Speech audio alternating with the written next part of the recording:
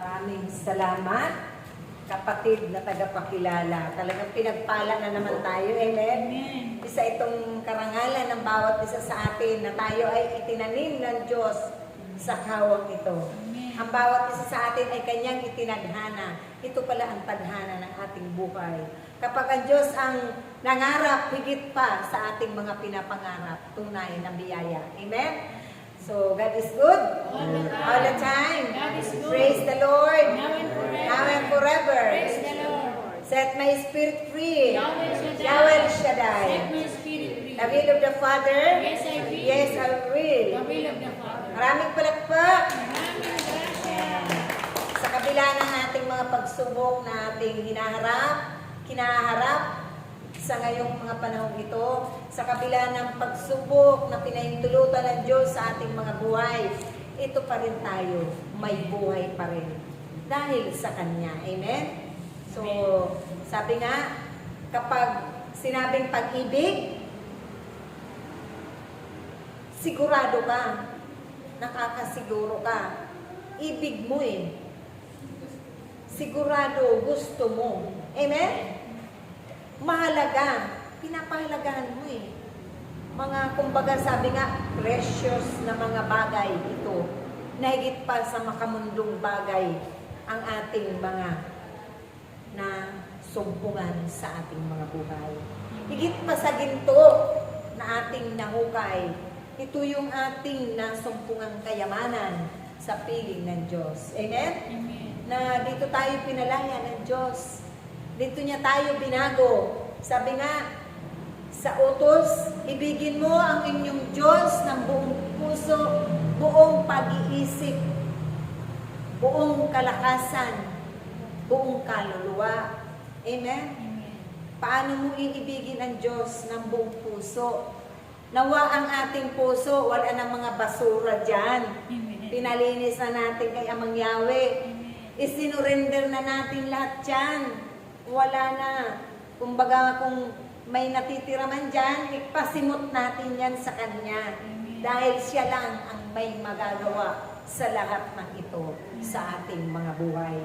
Amen? Hindi natin makakayanan yan, nalinisin. Hindi tulad ng paglilinis natin ng ating mga bahay. Pag-aalis ng mga agiw, mga alikabok, magmas ka lang, malilinis mo na yan kahit unti-unti.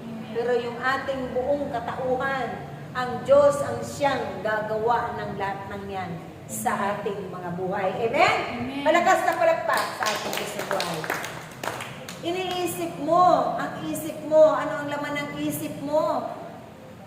Yung kasamaan ng iyong sambahayan, mga kasama mo sa bahay, sa tahanan, pinag-iisipan mo ng masama, o yung anak mo, na walang kwenta, napasaway, pinalalayas mo, ganun ba ang umiibig?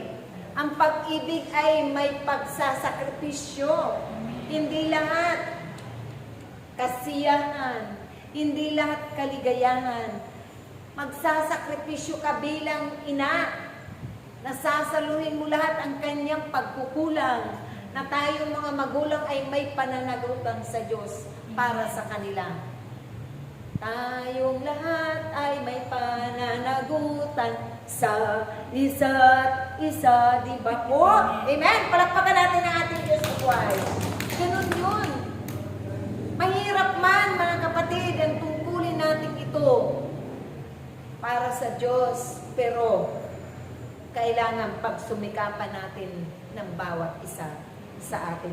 Hingi natin ito dahil hindi natin ito magagawa. Hindi natin makakayanang gawin ito ng ating sariling kakayanan lamang. Pero kapag kumilos ang banal na Espiritu Santo na sumaati ng lahat, tiyak yun na magiging tagumpay ang ating misyon. Misyon natin ito, pananagutan natin ito. May pananagutan tayo sa ating kapwa sa Diyos. Iibigin mo, hindi mo nga maunawaan. Inililibak mo doon sa kapitbahay mo, sa mga kamag-anak mo. Nanunungayaw ka ng gusto, nag-aalimura. Anong klaseng pag-ibig yan? Makamundong pag-ibig na nag-aantay ng kapalit. Kung walang sweldong ibibigay sa'yo, walang iintriga, hindi makakatulong sa pamumuhay, hindi mo siya mahal. Mahal kita dahil may pera ka, may pananalapit ka, may trabaho ka. O, di ba? May mga kondisyones ang pag-ibig ng mundong ito. Ang pag-ibig ng tao na makamundo. Pero kung ang pag-ibig natin yan ay nagmumula kay Amang Yahweh, tsak yun na magiging walang hanggan din. Wala tayong aantayin o hihinging kapalit. Iibigin mo siya. Paglilingkuran mo, pakakanin mo, pakakapihin mo yun. Kahit wala sa iyong binibigay na pananalapi, wala sa iyong itinutulong, yung anak mong yun, pasuway ng pasuway, kung umuwi, anong oras na? Naging, sabi nga ng ating kapatid kanina, pananagutan natin ito. Dahil tayong lahat ng mga nanay, mga magulang, ay walang perpekto. Lagi tayo may pagkukulang. Pero kapag nariyan ang Diyos sa pamilya, dahil naranasan ko na rin yan, tunay at tiyak. Kapag nasa sentro ng pamilya ang Diyos, magiging makabuluhan ang pamilya niyan, ang pagsasamang yan.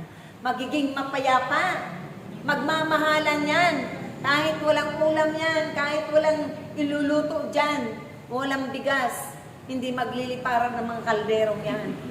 Amen? Amen. Hindi magliliparan ang mga mumu na yan. Kasi naranasan ko na rin yun. Magulong buhay, masalimuot na buhay.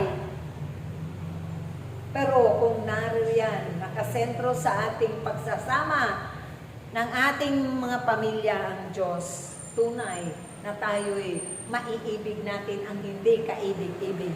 Maiibig natin ang ating kaaway. Amen. Sino ba ang ating unang kaaway? Ang ating pamilya, ang ating mga mahal sa buhay, na mga pasuway, masusuwayin, malalambot ang ulo, mga bingi at mga bulag.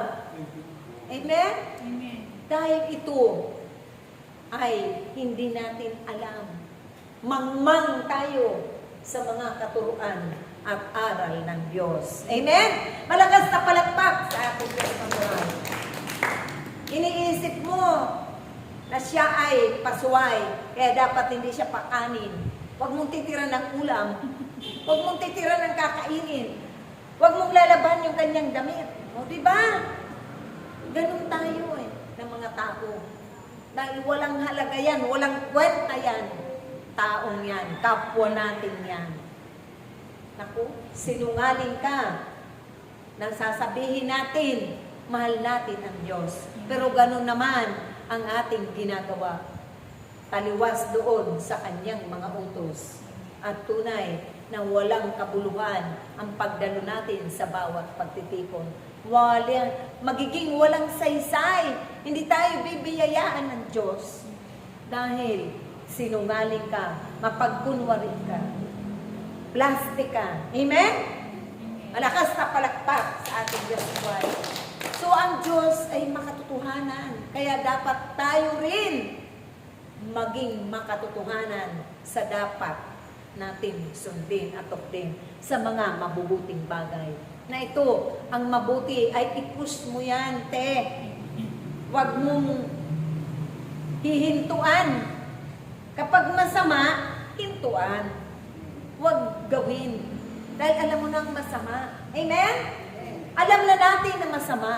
Kaya dito tayo tinuturuan ng Diyos. Para ito naman ang ibahagi natin, maipalaganap natin, isi-share natin sa kanila ang ating mga karanasan. Hindi natin ikakahiya. Amen? Kaya mahirap mang gawin, mahirap sundin, isa pamuhay, pero nararapat. Talagang paulit-ulit si Lord, andito ako, nakalhada ang aking mga kamay. Come with me. Makiisa tayo sa kanyang paghihirap. Hindi puro kaligayahan, hayahay ang buhay. Amen? Malakas na palakpak sa ating Diyos buhay. lakas.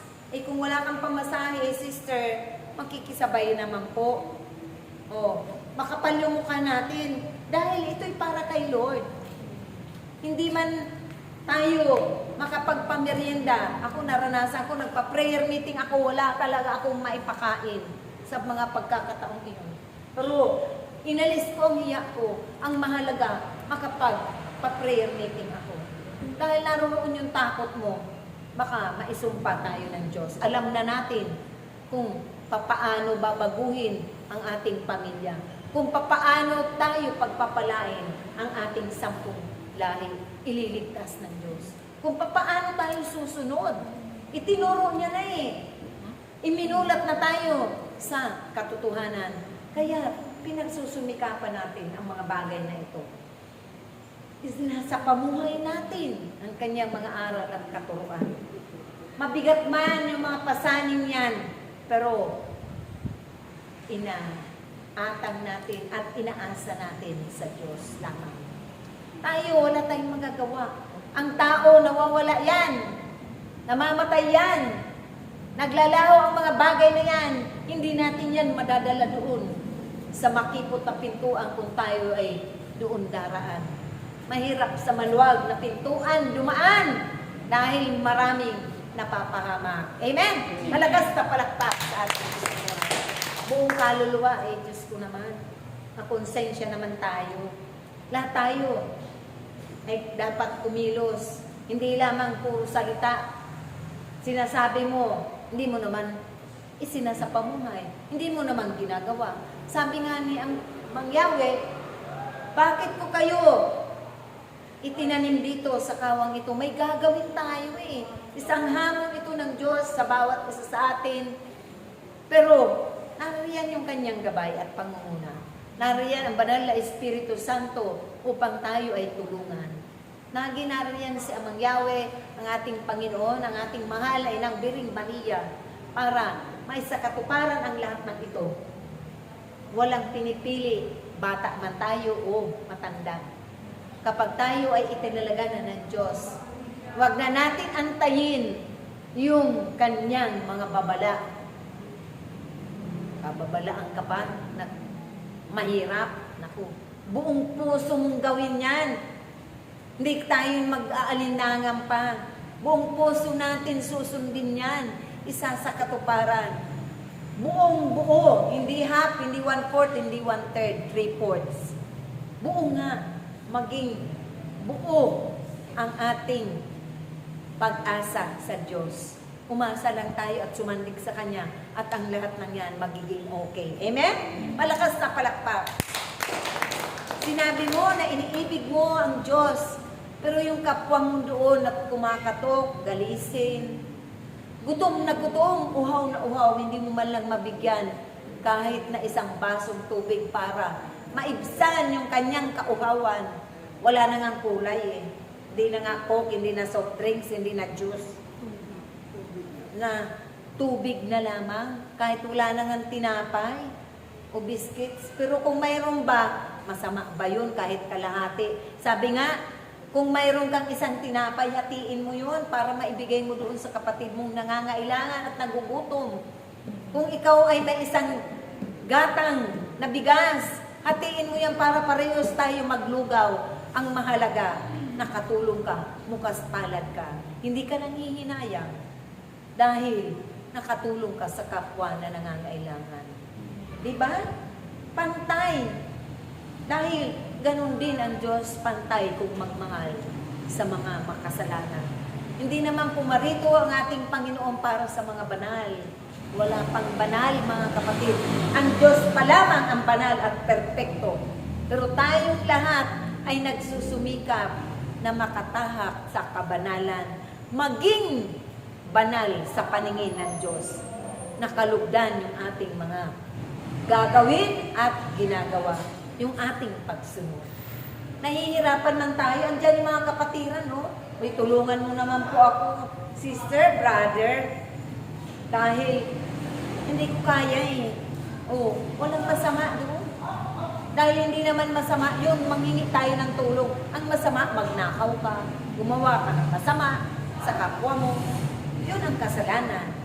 Kaya lahat yan ay itinuro ng Diyos para ito, aking mga anak, dito ko kayo pagpapalain. Na hindi natin panghinawaan yung paghayo, rain or shine. Basta hindi pa nagliliparan ang mga bubong, ang mga yero, na tayo man ay maaksidente. Dahil ayaw naman ng Diyos yun, na tayo ay mapahama. Amen? Ni isa man sa kanyang mga nilikha, ayaw niya na ni isa man ay mapahama. Tayo na lamang na mga tao ang naghahanap ng ating sariling kapahamakan. Malakas sa palakpak sa ating Diyos. Ganon. Ganon kabuti ang Diyos. Ganon siya kadakila. Walang hanggang, walang sukat ang kanyang pag-ibig sa bawat. Dapat ito rin ay sumaating lahat. Ipanalangin natin at hihingi natin. Yung mga kapatid natin na wala man tayong maibigay na mga pananalapi, mga damit, mga material na bagay, ipanalangin natin. Dahil mahalaga yung ating pananalangin. Wala tayong maibibigay, ay kulang man, minsan sapat man, minsan kulang na kulang. Alam naman ang Diyos yun. Wala naman tayong maililihim sa Kanya. Ano po, mga kapatid? Lahat yun. Lahat tayo, ikaw, ako, dumaraan sa mga ganung bagay at pagkakataon. Hindi natin ito ikinahihiya. Pero, mga abaman tayo sa paningin ng ating kapwa. Ang mahalaga, mayaman naman tayo sa pag-ibig ng Diyos. Mayaman naman tayo sa piling ng Diyos. Amen? Naniniwala ba tayo doon? Amen. Ganun ang sumusunod sa kanyang kalooban. Tiis-tiis. Mahabang lakbayin man yan, ang proseso ng pagbabago, tiis-tiisin natin. Magsakripisyo tayo. Dahil sa haba-haba man yan, mauubos din yan. Matatapos din yan. Lilipas din yan, daraan lang yan ng mga pagsubok na yan. Ang ating buhay ay maraming challenges na pagdadaanan tayo. Kaakibat na yan ang ating mga buhay nung tayo ay pumarito sa sanglibutan ito. Dahil tayo ay babalik sa Diyos, yun ang hangarin natin na makapag-impok tayo ng kayamanan sa kalangitan, hindi dito sa lupa. Dahil mauubos din yan. Pero hangarin natin na mawala man ang lahat ng yan sa ating buhay, basta kapiling natin ang Diyos. Nasa ating buhay, lahat magiging matagumpay. Amen? Malakas na palakpak sa atin. Buong lakas na ibibigay natin ang ating mga pagpapalakpak na habang may mga kalakasan pa ating mga kamay, habang nakakalakad pa tayo, habang nakakapagpuri pa tayo, habang tayo ay nakakaawit pa sa Kanya, nakakaimbayog ang ating mga balakang na yan, na pinalalakas niya, pinagagaling niya, binibigyan niya ng kalakasan at mahabang paglilingkod sa piling niya, yun, gamitin natin yan. Dahil bakit ba may iba't ibang parte tayo ng ating pagkakatawan? Ito'y gagamitin natin sa paglilingkod sa Diyos. Amen? Para ito sa ating mga kapwa. Nilimot na natin, inialay na natin ating mga sarili. Nilimutan na natin ang para sa ating mga sarili, para sa ating kapwa na lamang. Ang ating mga ginagawang ito dahil mahalaga sila sa atin. Tulad ng pagpapahalaga ng Diyos sa bawat isa sa atin. Amen? Malakas na palakpak sa ating Diyos ng Buwan. Para nang sa ganun, hindi tayo sabihan ng Diyos na ako'y dinadaya ninyo, mga anak ko. No, ibigay natin kung may financial tayong maitutulong. Mumunti man yan. Pero kung buong puso, joyful giver tayo, ay tunay na kalulugdan yan ng Diyos. Amen? Malakas sa palakpak sa ating Diyos.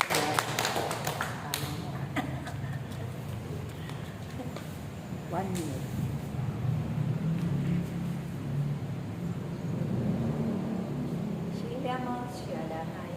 Nawa, palagi ninyong taglayin ang mga regalo ng Espiritu Santo upang kayong lahat ay makasunod sa kalooban ng Diyos. Sapagkat ang nais ng Diyos sa bawat isa sa inyong lahat ay patuloy kayo sa paggawa ng mabuti at patuloy na gumawa ng kabutihan sa inyong kapwa. Sapagkat ang pinakamahalagang utos ng Diyos ang dapat ninyong sundin upang kayong lahat ay pagharian ng Diyos. Maraming salamat po. Malakas sa palakpak sa ating Diyos na buhay. Tayo ay nakarating sa haba-haba ng ating paglilingkod. Tunay na nakarating tayo sa bagong Jerusalem na ibinaba dito sa lupa ni Amang Yahweh na nagmumula sa sentrong Jerusalem, na sa pamamagitan na pinuspos din ang ating mga kabataan noong 2013 na yon, na tayo rin ay nakamit natin ang mga pagpapala at biyaya na yan, na libre. Kaya libre din natin isi-share ito tulad ng mga kapangyarihan sa kamay, na ipatong lamang natin ang ating mga kamay doon sa may mga sakit at karamdaman. Tunay, nagagaling sila ayon sa kanilang pananampalataya.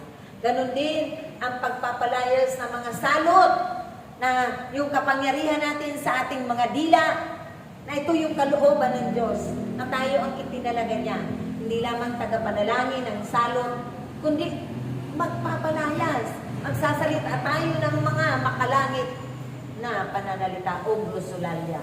O diba? Tapos may nagpapaliwanag pa. Talagang kinumpleto. Lahat ibinuhos dito ni Amang Yahweh ang biyayang yan sa bagong Jerusalem. Na dito nakakausap natin, naririnig natin ang tinig ng Diyos, nakakausap natin ang Diyos ng harapan, naririnig natin ang kanilang mga kapayagan. Dito sa bagong Jerusalem, nasusumpungan natin ang biyaya ng kasaganaan, kagalingan, kalakasan, mahabang buhay, pagpapala ng kaalaman at karunungan, marami pa na biyaya, mga himala. Amen? Yung visionary, ibinigay yan dito sa bagong Jerusalem. Na ito yung mga biyaya na hindi natin inaasahan sa ating buhay. Na tayo man ay naging karapat-dapat na sa Diyos kung bakit matanggap natin ang mga biyaya niyan. Dahil unti-unti niya tayong nililinis, binabago ang ating mga buhay. Siya ang Diyos na makapangyarihan sa lahat, na magagawa niya ang lahat ng yan sa ating mga buhay. Maibabahagi niya sa ating mga buhay. Dahil yun ang kalooban niya. Kaya nawa, huwag nating panghinawaan na dumalo sa bawat pakikipagtipan natin, sa mga tahanan na may mga gawain ang bawat pagtitipon, na naroon ang Diyos na ating iniibig, pinapapurihan, sinasamba, at inaasahan, sinasandigan sa lahat ng oras.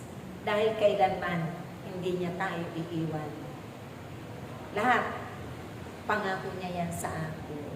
Na kung si Yahweh ang siya lamang niyong paglilingkuran, lahat yun, ibubuhos niya ang pagpapala ng kasagananan. Iiwas tayo doon sa mga malalakas na trahedya na yan. Iiwas niya tayo doon sa mga salot ng karamdaman na yan. Kakasakit man tayo, normal yun eh, tao tayo. Minsan, tayo ay nangihina, pero hihingi natin yung ating mga kalakasan. Lord, Amang Yahweh, palakasin mo ang aking pananampalataya. Patibayin mo at patatagin mo ang aking kalooban upang mapaglingkurang pa kita. Extension ang maawa ka para sa aking kapwa. Ito hindi ko para sa aking sarili. Napahabain mo pa ang aking buhay paglilingkod. Diba? O kay sarap. Dito lamang natin yan masusumpungan sa bagong Jerusalem na kanyang itinalaga. At kasama natin siya na siya ang Diyos na namamahala sa gawain ito at sa ating lahat. So, yun lamang po. Maraming salamat. Praise God.